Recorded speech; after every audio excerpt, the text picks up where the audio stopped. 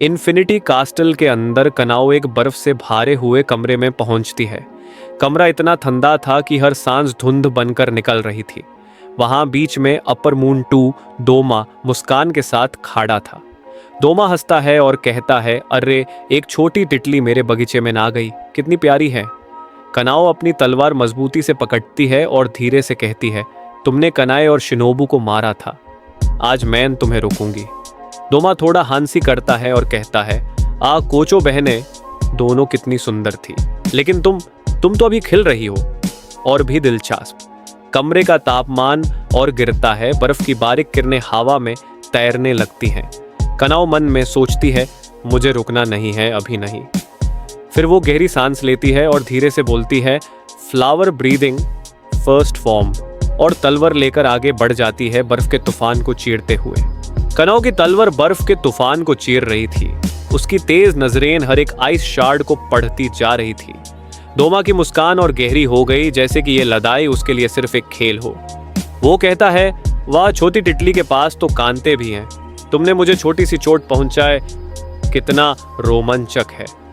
कनाओ का दिल तेज धड़क रहा था, लेकिन उसका चेहरा शांत था।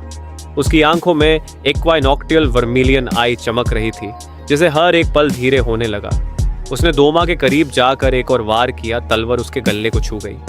दोमा अपने चीक पर खून देखकर हंस पड़ता है, अरे तुमने मुझे चोट पहुंचे, बहुत ही सुंदर, तुम सच में दिलचस्प हो। लेकिन कनाओ को महसूस हुआ कि उसकी आंखों पर दबाव बढ़ रहा है। उसकी दृष्टि धीरे धीरे धुंधली होने लगी थी। उसने फिर भी अपने आप से कहा, आखिरी दम तक लड़ना है, रुकना नहीं है। दोमा की हंसी धीरे धीरे हल्की सी बदल गई, जैसे उसके शरीर में कुछ अजीब हो रहा हो। उसने अपने हाथ देखे और धीरे से बोला, ये क्या है? मेरा शरीर इतना भारी क्यों लग रहा है? फिर वो जोर से हंस पड़ता है, समझ गया, तुम्हारी प्यारी बड़ी बहन छोटी तितली शिनोबू, उसने मुझे अपने जहर का उपहार दिया है ना? कनाओ की आंखें एक पल के लिए चमकी। उसने अपने मन में कहा, शिनोबू ने अपनी जान कुर्बान करके इस लड़ाई की तैयारी की थी। उसका जहर अब दोमा के शरीर को तोड़ रहा है। दोमा थोड़ा हिलता है, लेकिन उसका चेहरा अब भी मुस्कान से भरा हुआ है। वो कहता है, क्या तुम सोचती हो ये मुझे रोक देगा? मैं तो अभी और मजा लूंगा। कनाओ अपनी तलवार और मजबूती से पकड़ती है और धीरे से कहती है, शिनोबू, मैं तुम्हारा सपना पूरा करूंगी। बर्फ से भरे हुए कमरे में कनाओ अकेली लड़ रही थी। उसकी सांसें भारी हो रही थी। उसके हाथों पर बर्फ की ठंडक जम गई थी और अचानक एक तेज वार के दौरान उसकी तलवार उसके हाथ से फिसल गई। तलवार बर्फ के फर्श पर घिसक कर दौड़ गिर गई। कनाओ एक पल के लिए रुकी, उसकी आंखों में चिंता चमकी। दोमा हंस पड़ा, ओह तितली के पंख टूट गए क्या? अब तुम और भी आसान निशाना हो। तभी अचानक छत से एक शोर हुआ और एक जानी पहचानी आवाज गूंज उठी, ओए बर्फ के बौले, तेरे सामने इनोसुके हशिबीरा आया है। इनोसुके अपने बीस्ट मास्क के साथ सीधा नीचे गिरा, 2 तलवारें हाथों में चमक रही थी। कनाओ ने उसकी तरफ देखा, दिल में नई ताकत जगी। दोमा मुस्कुरा कर बोला, अरे वाह, एक और खेलो ना, ये तो और भी मजेदार होगा। इनोसुके गार जा, चुप कर, तू सिर्फ एक गंदा बर्फ का ढेर है, मैं तुझे चीर के रख दूंगा। इनोसुके आगे बढ़ा और अपनी तलवारें से दोमा के वारों को रोकने लगा। कनाओ तुरंत अपनी तलवार लेने के लिए दौड़ी और दोनों साथ साथ दोमा के सामने खड़े हो गए। इस दफा उसकी मुस्कान पहली बार धीरे से हिल गई। दोमा के शरीर पर अब जहर अपना असर दिखाने लगा था। उसका कनाओ और इनोसुके एक साथ दोमा पर हमला कर रहे थे। इनोसुके के जंगली वार और कनाओ की तीखी स्ट्राइक्स ने उसे पीछे धकेल दिया, लेकिन एक पल में दोमा का बर्फ का वर इनोसुके पर पड़ा। उसका बोर मास्क टूट कर गिर गया। दोमा रुक कर उसका चेहरा देखता है, फिर थांदी हंसी के साथ बोलता है, ये चेहरा मुझे याद है, तुम्हारी माँ भी ऐसी ही थी। हाँ, मैं ही उसे खा गया था।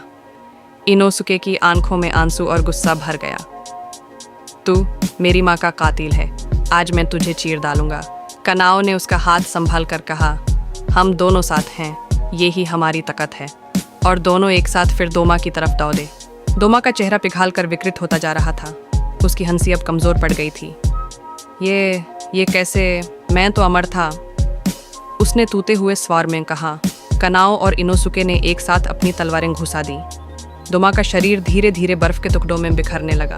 धूल बनकर गिरते वक्त उसने हंसी में खांसा, शिनोबू, तुमने मुझे हरा दिया, कनाव ने आंसुओं के साथ फुसाहाया।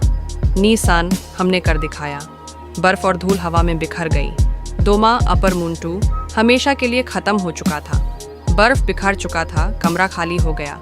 सिर्फ कनाओ और इनोसुके की सांसें सुनाई दे रही थी।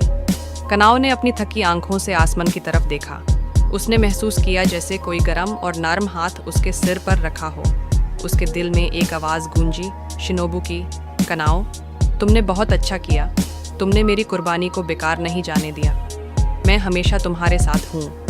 कनाओ की आंखों से आंसू बह गए। उसने धीरे से कहा, नी-सान। इनोसुके ने उसकी तरफ देखा। उसकी आंखों में भी गुस्सा कम होकर एक दाढ़ था। उस औरत की आत्मा को आज सुकून मिला होगा, और मेरी माँ भी शायद कहीं से देख रही होगी।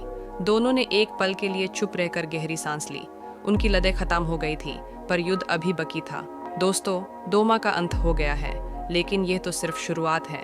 अब सबसे खतरनाक अपर मून कोकुशिबो का सामना होने वाला है, जहां हिमेजिमा, मुइचिरो, सनेमी और गेनिया एक साथ लड़ेंगे। आगे की कहानी और भी ज़्यादा रोमांचक होगी, इसलिए बने रहिए। और अगर आपको यह नरेशन पसंद आई हो तो सब्सक्राइब कीजिए मेरे चैनल को और सपोर्ट दीजिए।